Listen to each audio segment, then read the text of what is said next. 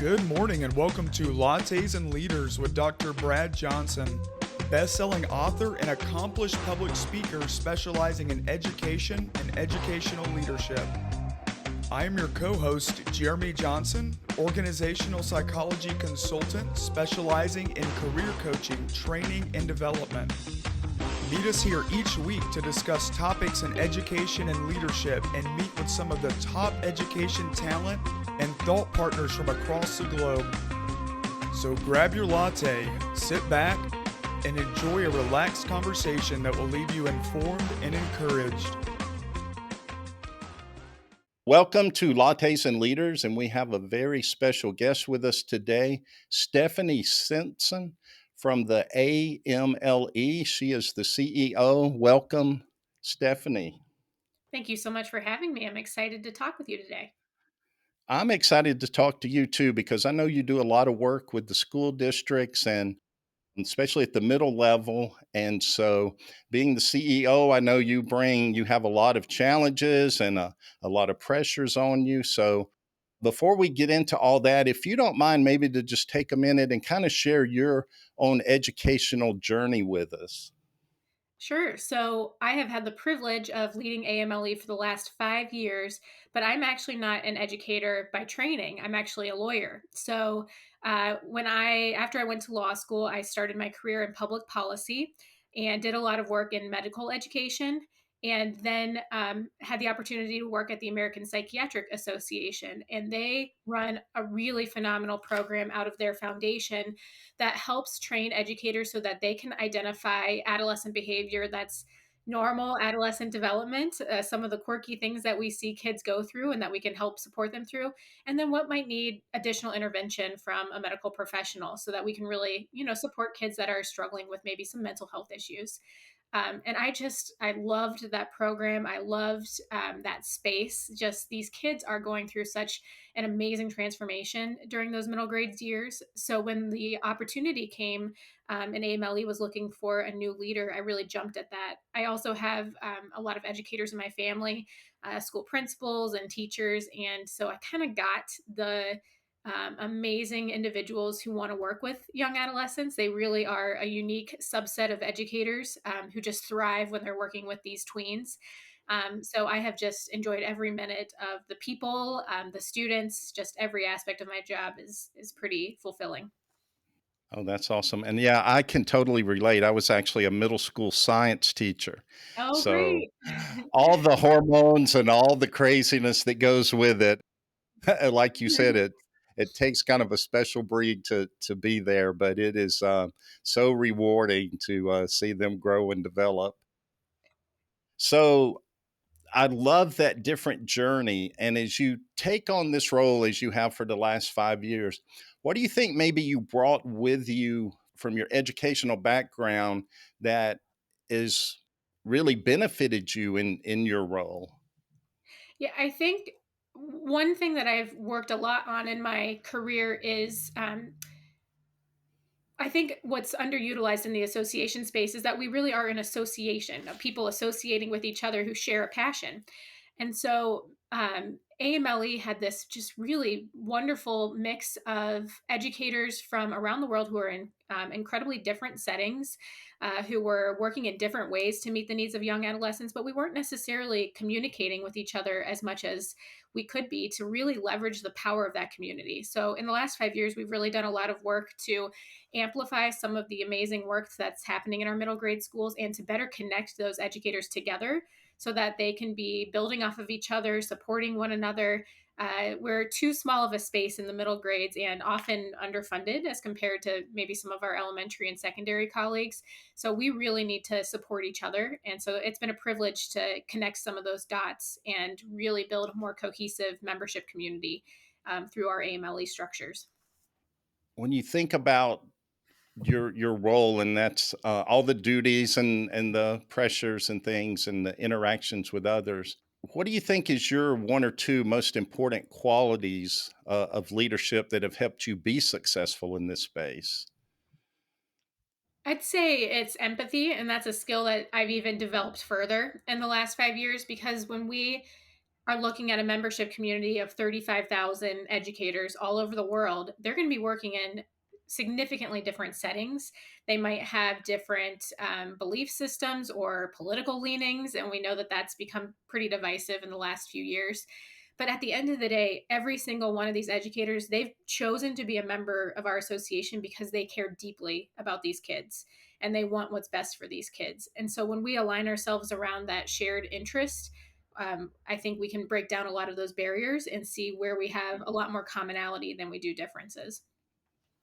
Oh, I love that. And I think that's so true. And it's actually the reason I started this, the Lattes and Leaders, and have interviewed people from all around the globe, is because I want everybody to see the things we have in common. We That's may be great. different cultures, beliefs, but it really is, we do share a lot in common. And like you said, I think it's so important to focus on those so that we can build those relationships and, be able to be more successful in that realm.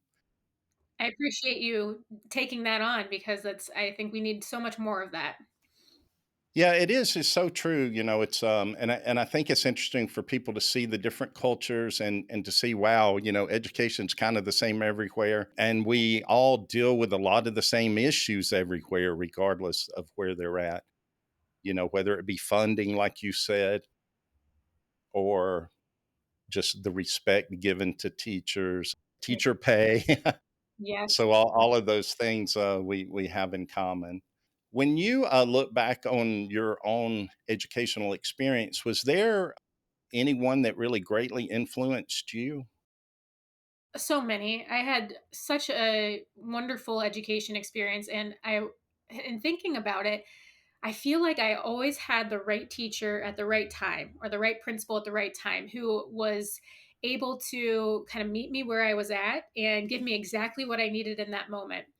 And I for a while I thought, wow, what a coincidence, or wow, I was so lucky. But really, that is the epitome of a great teacher, right? Is that they are not just content area experts. They don't just know how to teach you middle grade science effectively, but they know you as a kid and they know where you are developmentally. And they're just as much of an expert in you as they are in their subject matter. So it really makes a lot more sense when I reflect on it now and all I know from my time at AMLE. But I can remember specifically a seventh grade teacher who she would have adjectives for every kid in the class. And mine were, she said, "You're quirky and whimsical." And this is decades later. I remember those adjectives because she saw me as an individual at a time when I was, like many middle schoolers, was figuring out who I was, where I was going to fit into the world. And she really saw us as little people, not just as, students or ELA subject matter learners. She really just saw us as kids. So that's just one example, but like I said, I've been lucky to have some really wonderful educators who have supported me through the years. Oh, I love that. Yeah. And I think we do. We have so many that impact us, and now you're able to impact them in a certain degree with your role, which is kind of a neat full circle, I guess you could say. What do you think has been like your biggest challenge with working with the educational community, or I has think, there been? well, I think we're still, seeing some of those ripple effects from COVID. And I'm not sure that it was all COVID, but definitely a change in uh, the developmental experience of young adolescents. So, puberty starting earlier, we're seeing some of those impacts of Oh, them living in a more digital space, of them living in a world that's kind of changing very rapidly and in ways that even educators are trying to keep up with and to keep pace with what kids are doing online, or or the different ways that they're choosing to socialize or interact with each other. So I think an important part of our work has been trying to better understand what's going on with our kids and how we can tweak or adapt our educational structures to best meet those needs.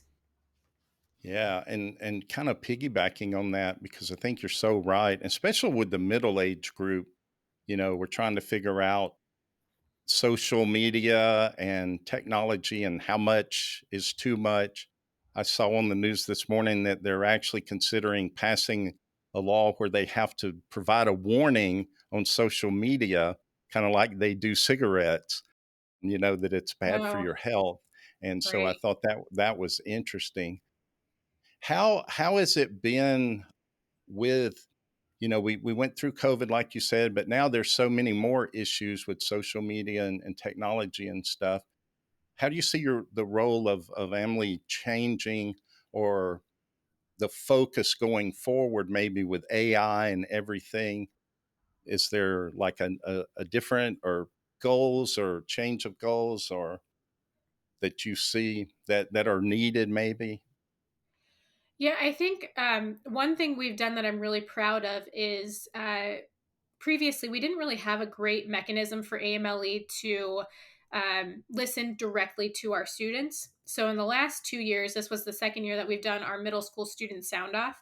And so we've just open prompts. I being a middle schooler today is like I feel safest at school when a teacher who's impacted me is challenges that I'm facing are, and they can respond in any way that they want. So it could be an essay, a poem. We've had kids develop video games, podcasts, Okay. art, just videos. Really they can tap into their creativity, and it's an open choice board for how they respond to those prompts.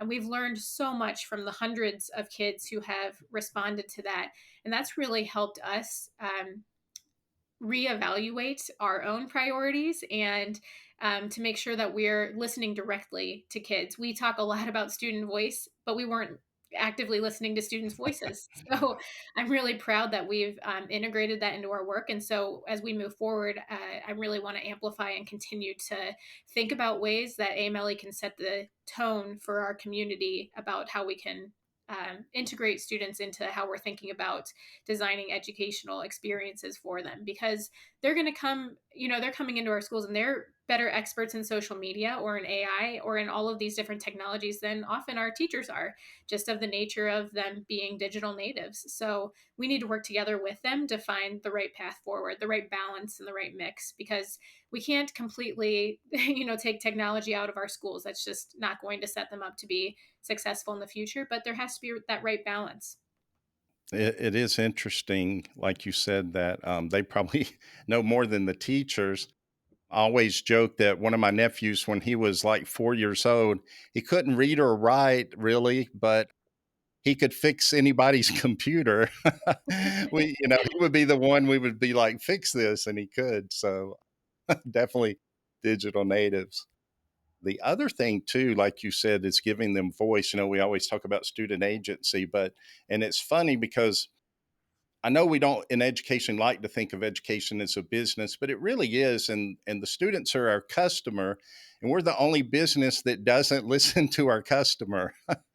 And so it's so important, like you said, to give them a voice and to listen to them, especially now in this age, because they're exposed to so much more at younger ages that they really are more aware of what's going on. And like you said, with AI and with technology and things like that, they're probably way ahead of many adults. So it really is important to listen to them and to get their feedback and at least get their input so that, we weigh that with some of the things that we do going forward. So I think that's very important as well. No, I had the privilege of attending our Australian affiliates conference last year, and one of the rounds of breakouts was all student presenters, and they were presenting about things that were important to them. And I sat in the session that was led by a student talking about how he uses Chat GPT and AI in his, and how he approaches homework or whatever it might be. And every educator in that room was on the edge of their seats listening to him and to hearing his perspective and his suggestions on how we might be able to better integrate or areas where we shouldn't integrate that technology. And that was the one of the most impactful sessions of the day, was hearing directly from that student. So there are so many ways that we can better communicate with each other to set everybody up for success. When you think back, I talked about teachers influencing you, but was there anyone in particular or that kind of influenced your leadership or your leadership style, or anyone that kind of mentored you along the way that had an impact? Oh, that's a great question because there's so many. So how do I pick just one? But um, Yeah, I think back to my time actually in law school, and there was, at that time I was going to pursue a more traditional path and work in a law firm and go that route. But I had a professor who really opened my eyes to thinking about how a skill set can be applied in so many different ways and to think creatively about that. And I know that some teachers are using their skill sets to, um, you know, to do other, maybe it takes them in different career paths. So he really helped me think about how, the content that I was learning equipped me with skills that could serve me in different avenues. So, for example, I think a good, a really strong skill that I have is as a writer. And that was, my legal writing class. I don't think I learned how to really effectively write until I was in law school, to be honest. It was one of the hardest classes I've ever taken, but so impactful. And I use that skill today, even though I'm not writing legal briefs, but instead communicating with our members. Oh, that's so true. Yeah, I think communication's so important and even the written communication. So, yeah, developing that is so critical. I meant to ask you early, so but I'll circle back around to it. But being a lawyer, a lot of times I talk about students that are argumentative. Was that part of your trait as a student? Like growing up, did you tend to be kind of argumentative? I think my parents would say yes, for sure. Yeah, I think I've always enjoyed trying to articulate the best case for whatever passion or thing that I believe in. So yes, I think from a young age, and but that goes back to, I'm going to keep drawing back to our my middle school work, is that that is definitely a skill or an interest that I started to develop in when I was a middle schooler. So I remember writing a persuasive essay and really enjoying it and really having a nice time digging into the background, making the best case, and working with my teacher to draft that persuasive piece. And so I think that it's so important.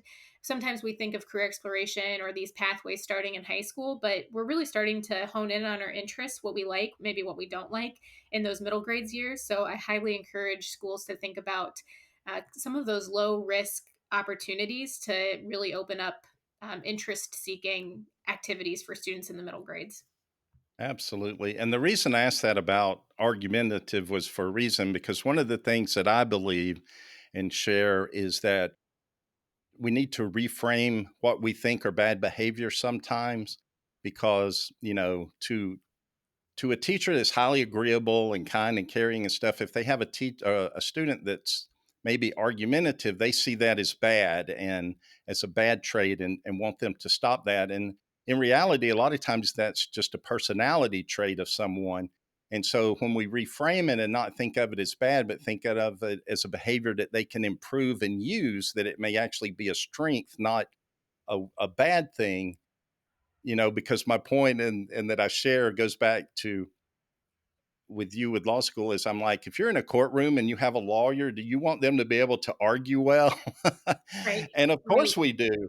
So it's not really a weakness if we teach them how to do it. And you really sparked it with the persuasive writing you talked about, because that would be an outlet for an argumentative student to be able to share that with that persuasive writing. And that might be something, like you said, that you found, really aligned and benefited you and, kind of propelled you forward. So I You're think so that's so right. important. Kids are going to try to get their needs met, whether or not we give them avenues to do it. So we're much better off if we're giving them avenues to do that. Right, absolutely. And so, like I said, I think a lot of what we see is maybe bad behavior. It's just behavior they're not doing the right way. And when we reframe it and figure out how we can get the best out of it, you think of a student that is always questioning things or questioning authority. That's not necessarily a bad thing, if they're not being disrespectful. But again, we can train them how to do that in the right way, in the right context, and actually may be a strength for them moving forward and not seen as a bad behavior. So 100%. Yes. so that's why with your law degree and background, I was like, that Yeah. really does fit with that theme well. So with your work, I'm sure it's endless hours, a lot of travel, a lot of interacting and things like that. How do you, because we always talk about self-care and the importance of self-care, how do you, or do you do a good job of self-care? I think it's creating time for a hobby, something that is not work, that is separate from and really taps into your interest in another way. So, reading is something that I'm really passionate about. And so, even if I'm driving to a school and I've got a couple hours on the road, those audiobooks help me put my Mm, brain in a different wavelength for a couple hours. And I think also realizing that, that email, it's okay if it sits there until the next day. It's okay if we take a minute to breathe and to think about a response.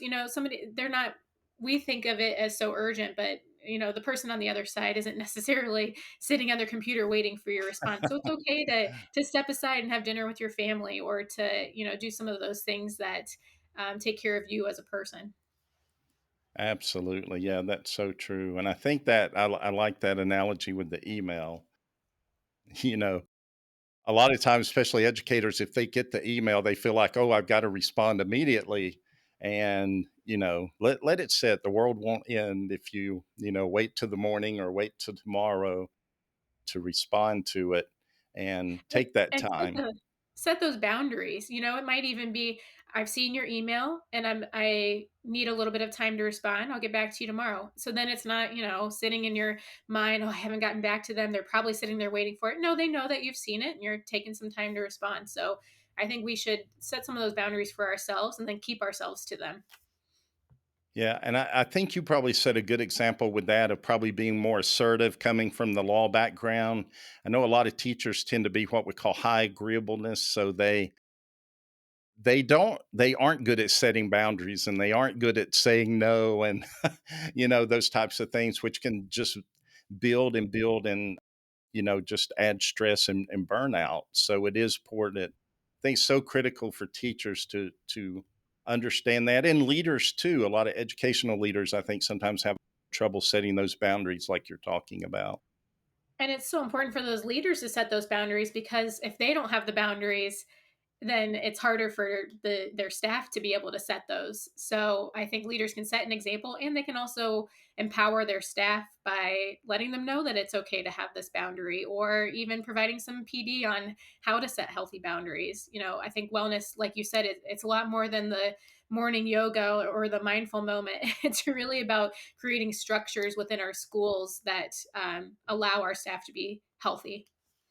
Oh, yes, absolutely. I think that may be as important for sure. So after 5 years and with the interaction you do with educational leaders, what is there just one nugget of advice or one really overwhelming thing that you think it would be important for a new leader or someone thinking about going into leadership to know?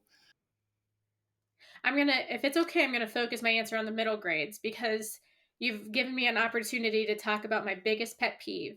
And that is when people say, I work in a middle school, and the response is, oh, bless your heart, or I'm so sorry, or those kids are so crazy. How do you do it? Or why? I, it is my mission to remove that language from our vocabulary. And I think that our school leaders can do such a better job of telling the story of just what a wonderful place our middle schools are, and the transformation that these kids go through from whether it's fifth or sixth grade, wherever your middle school starts, into eighth and ninth grade.